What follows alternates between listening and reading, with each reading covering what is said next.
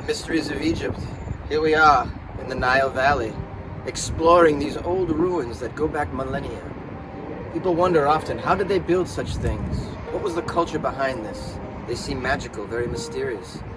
I've always wanted to come to Egypt my entire life to explore these monuments, these pyramids, which they say were tombs.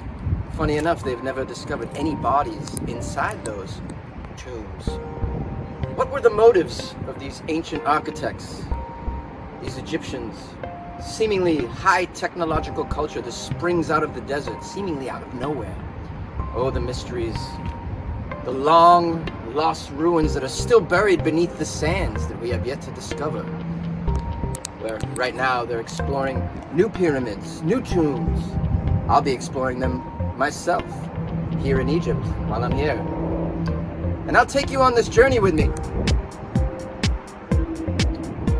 All right, we're not in Egypt, we're in Chino, California, where apparently they have an Egyptian monument, or it's a replica of an Egyptian monument here in Chino Hills, California.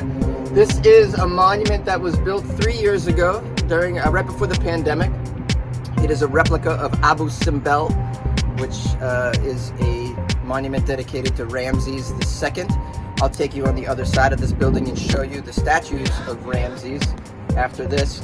But yeah, this was built to be an Egyptian restaurant that never came about. So construction was stopped on the interior sometime during the pandemic. And so what we have left is this amazing replica of an Egyptian monument that a lot of people come here just to take photos of. And today I came here to eat a falafel sandwich and actually pretend I was in Egypt.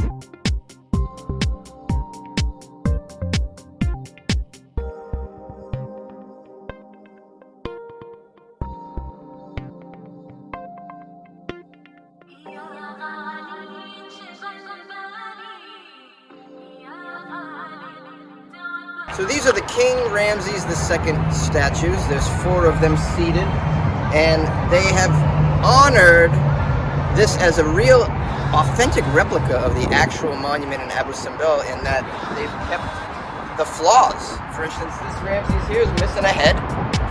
There's a statue in the middle missing a leg. As you can see on the top of the cornice, there's some damage there.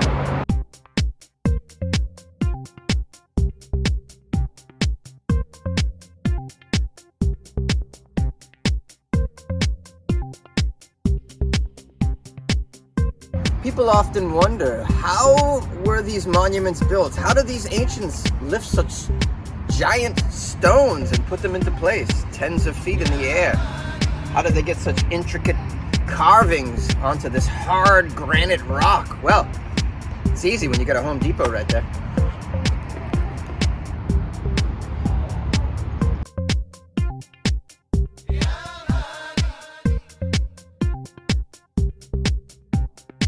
It is well known that these grandiose structures in Egypt were built by many thousands of slaves over thousands of years. And people have asked, well, what did the slaves do when they weren't building these monuments? Well, they were building trains and puzzles, because there's a Hobby Lobby right there. And I'm probably going to get canceled for saying slaves, right? Should we take that out?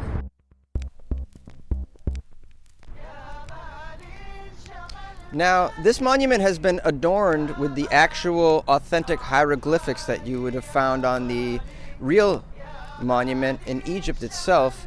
And as such, I'm able to translate these because they're accurate Egyptian hieroglyphics. This is an ancient 3-bean chili recipe. The Egyptians were very much into chili. A lot of people think that chili was invented by Mexicans, but no, not the case. They were doing it in Egypt a long, long time ago. They liked spicy shit, and they had a lot of beans. Let's move over to this one here. Next to the female, we have this is a quote from her. It says, "My body, my choice," right here. The ancient Egyptians were pro-choice.